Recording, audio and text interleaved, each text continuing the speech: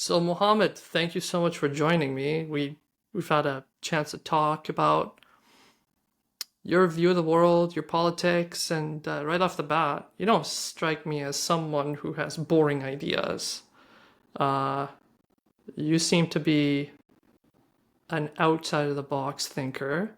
Uh, while we spoke, I didn't hear the standard talking points. So I think we're gonna dive deeper in your political stance and what your goals are, but I think we should just start with an introduction. So tell me a little bit more.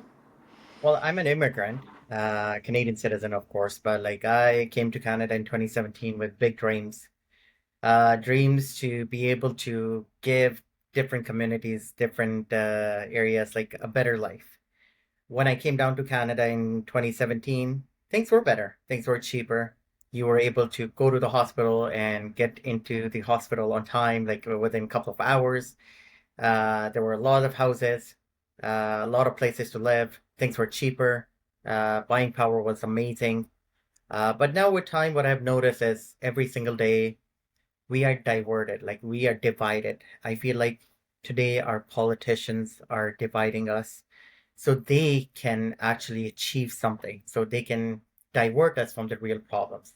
And the real problems are like, like the homelessness, talking about the city debt, like talking about the ER lineups, talking about like I can talk about thousands of things that's going on wrong right now. And recently, if you were watching the news, you must have heard like Ken Sim, the current mayor of Vancouver, he fired the integrity commissioner.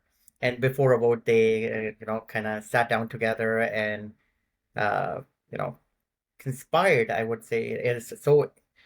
I cannot even imagine why would somebody go to that extent to conspire to get a vote. So that is what's happening. I have always been a volunteer myself all my life, traveling different countries, helping different people, trying to understand different cultures, understand them rather than judging them, going to them, talking to them one on one. Uh, so I feel that our politicians come from rich backgrounds. Our politicians here, they don't care. They do not understand about working a minimum wage job. When I came down to Canada, I the first thing I did was like kiss the land. I'm like, okay, you know what? Now I am in the land of opportunities. But it has changed over time. It has drastically changed. It's not about Canadian dream anymore. Uh, it's not about merit anymore. It's about who has more money. So you're going to private schools and all those kind of things. So we stopped working on public schools. Look at the condition of our public school. Like nobody wants to send their kids to public school. I was reading Right. a report like most of the parents now are actually thinking about homeschooling their kids because whatever is going on over there, it's not right. I don't Yeah. blame him. And you know what? Yeah. Like there are drug issues and all those issues. And our politicians have been putting band-aids over band-aids over band-aids, but no solution, no permanent solution. Right. And today, you're right. Vancouver is a very different place than what it used to be even 10 years ago. And we're starting to see so much more population density. Um, Crime is through the roof. Mhm. I mean, Vancouver is a beautiful place, and I don't think that you should worry about parking your car on the side of the street or you're parking your bicycle on the side of the street to go inside your house for 10 minutes to grab something and come outside and see your bike is not there. Mhm. Or the homelessness. And let's start with the hospitals because Sure. just recently, I think it was like a couple of weeks ago, I found this website that shows you ER wait times, and I Mhm. was seeing double-digit numbers, like 11 hours wait. That is correct. And I posted something on LinkedIn. I'm like, if you're sick and you're dying, bring your book because you're going to be waiting for a while. I was reading a report about people in Canada, like in Toronto per se. What they said is what they say is like rather than like if you are hurting right now or if you need to go to a hospital, call an Uber driver. He's probably is a doctor because we don't have any pathways, right? Like they come in and there's like such a rigid system. There's no way of for them to get their education equivalents. People, doctors who've been expert in their fields for years and years and years, and they practice it, and then they want them to come back here and go into a university or go somewhere else. So you're right, my friend. Like the problem is like I was reading stats before this meeting today, and 36% of our ER patients in Vancouver get the bed. Only 36%. Wow. And think about it, like the target, what they like the province has set so far is 58%. Why not 100%? Why are we compromising on people's health? Like, like I was having this conversation with somebody, I think yesterday, and I was talking to them. I'm like, okay, you know what? People from US, they always say, "Oh, Muhammad, you have such a good medical system. You have free medical, you have this, that." I'm like, "You're right, but it is not free." He's like, "What do you mean it's not free?" I'm like, "You pay by your taxes." I'm like, "No, I'm not talking about the taxes. I'm talking about the time. You pay by your time. What is the thing that is most worth nowadays? Your time. You don't have time. People need time to actually make money and all those kind of things, right? So the most precious thing is time that you're giving away. And if you start thinking about it, you're actually paying more than US with time.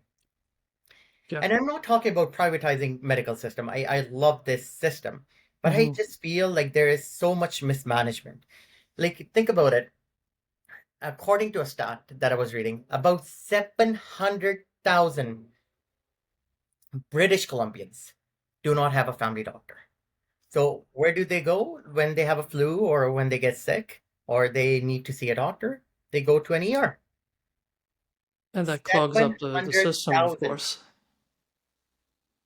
And Yeah. let alone the shortages of nurses and doctors and our reliance over agencies and the raising cost. So many things are in that factor. But you know what? We are quiet. We don't want to do anything. We'd be like, oh yeah, we play the blame game. If you ask the city, they're gonna blame the province. You ask the province, they're gonna blame the federal, and then you ask the federal government, they're gonna blame somebody else. Nobody is ready to take ownership and leadership on that fact. You Yeah. know what? This so it's gonna come out very controversial. I think that all the city hospitals in Vancouver, all the hospitals should be given to Hmm. the city government, the municipal government. Hmm. Right. And like a lot of people would disagree with me, but I think giving control to the city will actually help. You know why? Because you have like a direct line now between 911 and police, Hmm. housing, fire, transit, and all those kind of things. We can make a system in such a way that it will not only take the burden off the hospitals, but it will actually help all these departments. Right now, an ambulance takes you to like an ER, and then it's a different department, and the Right. province is running it. So, I mean, it doesn't make sense.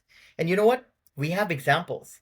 We have examples of different cities around the world. New York, Tokyo, Vienna, Berlin, Sao Paulo. They run hospitals in via city. Right. And they have run it very successfully. And if you look at the density, Vancouver is nothing in front of like population wise in New York or Right. let's say Tokyo or Vienna or Berlin. But no, there is nobody who is willing to take ownership or leadership Right. about this fact. Right. And I think it's because our politicians, they love the comfort zone. They want to keep doing what they've always done. They, and quite So, often we elect people who have done the same thing somewhere else, right? Or we hire people who've done the same thing over and over again and they haven't seen results somewhere else. Um, Hospital CEOs, for example. Um, when a hospital CEO leaves, well, who do they replace that hospital CEO with? Not someone who's a visionary, not someone who has revolutionary ideas. They hire someone who's done the same thing somewhere else. It's gotten the same and has gotten the same results somewhere else. So I think it's about time that we take a different approach. The old approach is not working really well. And you're right, look at Vancouver, look at homelessness. Vancouver is a beautiful place, and we have a tourism industry. And I don't really want people who visit Vancouver to go through downtown and walk through East Vancouver and see that. I don't want them to leave Vancouver with that image. And you're right, Sean. Like, I will tell you this to be very honest and fair. Like, the problem is we are like putting band-aids on this homelessness situation too, right? We've been putting band-aids and band-aids and band-aids. Mm-hmm. There is no system. Like when I envision it, like, taking care of homelessness or taking care of other like hospitals and whatever. So let's talk about homelessness for a minute. So, homelessness, I think all the people, first we need to understand they're all humans. All right. We stop thinking and believing and, treating them like humans. You made a one bad decision and you jumped into a very different life. Like sometimes most of the people want to come back, but there is no way of coming back. There is no system, there's no pathway for them to come back to this life. Somebody has a heartbreak, somebody's parents died. Like you go talk to them. They will tell you stories and they will cry about it. They're like, oh yeah, I just used meth once. I like my girlfriend left me, she cheated, or something, right? Like something, or I failed, I got fired from my job and I couldn't take it. My kid died. There is no empathy left in our politicians. We need to go down there and we need to understand where they're coming from. The problem is that they, like Ken Sim wanted to remove them. Look what Trump is doing in United States, putting the National Guard to get them removed. Again, you will remove them from that location, but then they're going to spread everywhere. So the solution is not that. The solution is we need to create a pathway, send them to rehabs, talk to the local people who actually are working with them. We are giving them thousands of dollars, right? Like in different funding from the government and government resources we are spending on them. And then we are spending thousands and thousands of dollars to trying to protect the city. What if, and again, it will be controversial a little bit, what if we actually go to them and be like, okay, talk to people, be like, okay, you go to rehab. Once you are in rehab and you start feeling better, how about the same government that is paying for their drugs right now, how about that government pays for your education, Mm-hmm. skill Yeah. development, right? How about, you know what? Like, buddy, like I can help you get a job. I can train you in AI, like the future. Right now, look at China. Like China is so advanced in AI. What are we doing? Nothing. We are we're teaching our kids the same thing over and over again. But the point being is, coming back to the point like homelessness. So we need to have a pathway. So they get Right. the training or trades or whatever. And once they graduate, once they're good to go and, once they're in the condition that they could leave and the doctor say they're okay, they graduated their rehab, then it should be the government's responsibility to give them a job. Right. More jobs instead Or, of yeah, more fentanyl. More exactly. jobs. Give them jobs. Give them jobs. Give them like, and you know what? Like give them jobs and then give them a place to stay. You don't have to give them a fancy place, bro. Like I'm Sean, Mm-hmm. like I'm talking about You give them a job and a house, like you give them a safety net. And like a public service employee or somebody can go in, or a social worker can go in and check up on them, whoever they are, and talk to them. They need to come in once a week or twice a week and keep on checking with somebody. This is a permanent solution. This is not just a band-aid. You're creating a pathway program for the people who have lost everything. They have no hope. You know what is more worse than losing like your money, your house, your everything, is losing hope. 100%. Yes. Well, Yeah. so when you don't have hope, you would go out and steal. You're like, you know what? What's gonna happen to me? Who cares about me? Nobody. Right. And Well, I I mean, think, and I can't agree more. I think a lot of work needs to be done for homeless individuals on a psychological level, on the psychological front, um, as opposed to just giving them more of whatever got them in the first place. exactly. Uh, Building up their self esteem, creating a path for them, extra training, a house to live in. And all of these will create the environment for them to be able to think on a level of higher consciousness Hmm. instead of more fentanyl. Absolutely. And you know what? This is how we will be able to identify. Like, you know what? Like the reason that US and Canada has like bad trade relationships is because of drugs. We are not Right. stopping the inflow of drugs to the city. What are we doing? We're not doing anything. No, We're we're just not. putting band-aids on it and band-aids on Right. it. The real issue is people not being able to afford. The real issue is psychological. The real issue is not just safety. It's about like mental safety, right? Like Mm-hmm. for somebody to call like an apartment, one bedroom, a studio unit, man. Like like just today I posted on my Twitter. I was thinking about it and I went through this video. There's this company called Icon, and I don't know where it's based, but it's a company that builds 3D houses, printed.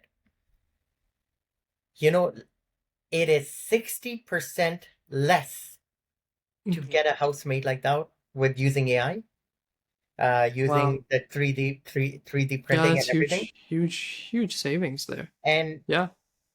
instead of paying millions and millions and millions of dollars, you are paying like a fraction of it. Right. And second thing, it takes years to build like a huge building, apartment building. You know how long it takes for a 3D printer to print it? How long? 4 weeks. Wow. A Yeah, that's solution definitely a for huge now. difference. A solution for now, my friend. Not solution for, oh yeah, even the buildings. Like I went on, I was just crossing somewhere and I saw a building being made and they had a sign. So I'm like, you know what? Let's check. It was portrayed as it's a low income housing. And I Mm-hmm. went in and I'm like, okay, yeah, I'm looking for a 3 bedroom apartment. What are you giving it up for? $4,900. And that does not include electricity. That does not include water. That does not include anything. Wow. $4,900. Yeah. That is crazy. Wow.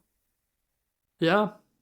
And then you complain about homelessness. Then you complain about, Well, average people are being pushed out of the market. I yeah, mean, bro, the, John, I'll tell you this.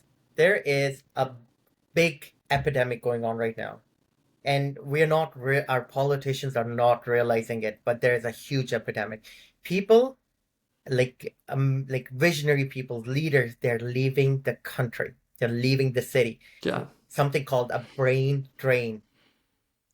We are at a point in our history that all the people who came to Canada, immigrants, or all the people who are here with are like who are smart enough to start a business or work with AI, work with doctors or be doctors, they're leaving the country. They're preferring to go to US Mm-hmm. because they have a pathway to become Right. a doctor. Like somebody from Philippines becomes a doctor, or Pakistan or India or China, they can just come in and they give like three examination, USMLA is called, and they can become a doctor. They go into this lottery system, and the lottery puts them anywhere in United States, and they have to go. Right. Yeah. Why can't we have similar thing? We Right. can. We just don't want to.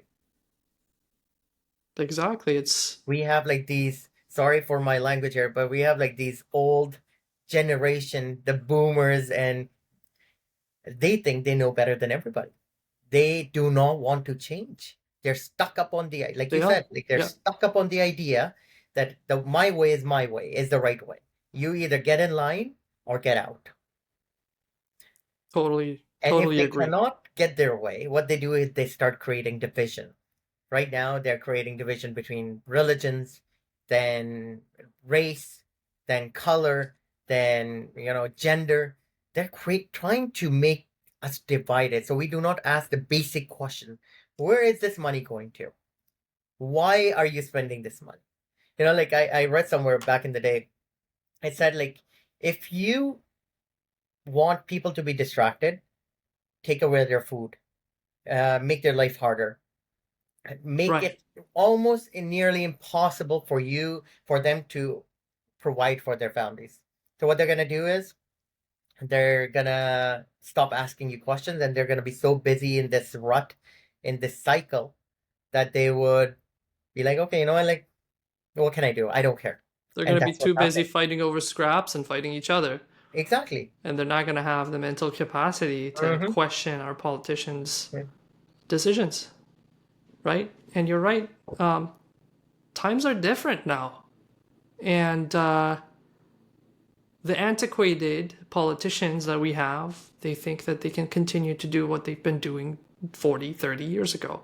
Mm-hmm. Societies evolve, cities evolve, and our city has evolved so much that it needs an innovative approach, not an antiquated. And I think these antiquated approaches is what got us here in the first place. You may find it funny if I tell you I don't walk bare feet on the beaches here. That's just sad. It's Yeah. because there is needles. Mm-hmm. There's needles in the sand. If you sit on the beach and you grab a stick and you move sand around, sometimes you see needles poking out of the sand. It's it's crazy. I mean, there was articles about needles all over playgrounds and parks. The problem is, uh, there are so many people who can actually complain about this rather than doing something about it. Right. And I feel very strongly that in any kind of situation, the regular Joes like you and me, our power is in voting. And what they have done so badly right now, these politicians, for them it's great. For us, what we have done is that we don't care. Mhm. We are not fulfilling our civic duty, and the rich are getting richer, Right. the poor are getting poorer, the middle Yeah. class is almost, like almost eliminated. Um, we are paying 46% of taxes if you Right. calculate everything. We earn money, we pay income tax. We go buy gas, we pay sales tax. We buy Right. groceries, we pay tax. Like we do anything, we pay taxes on it. They have in a beautiful city like Vancouver used to be called heaven on earth, and now every day I see like the trees are being cut. I see people on the roads, like people begging. Like I was reading an article today. There was a girl who she said like like I don't feel safe walking at nighttime in Vancouver. Right. What are we giving our kids? What are we gonna leave our kids? Like rich, they don't care. They have so much money. They're gonna move on. The solution is the middle class needs to step up, Right. right? Like they need to step up because they are the real owners of the country, of the city. They lower and middle, lower and lower class. They are the real people. They Yeah. are the laborers. They are. people working in a grocery store, people working, in public service, people working somewhere.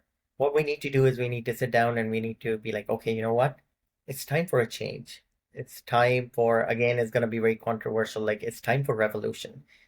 And the revolution that I'm talking about is not that go out on the street and start hating each other, but the revolution I'm talking about is that we need to tell these boomers once and for all, thank you so much for getting us here.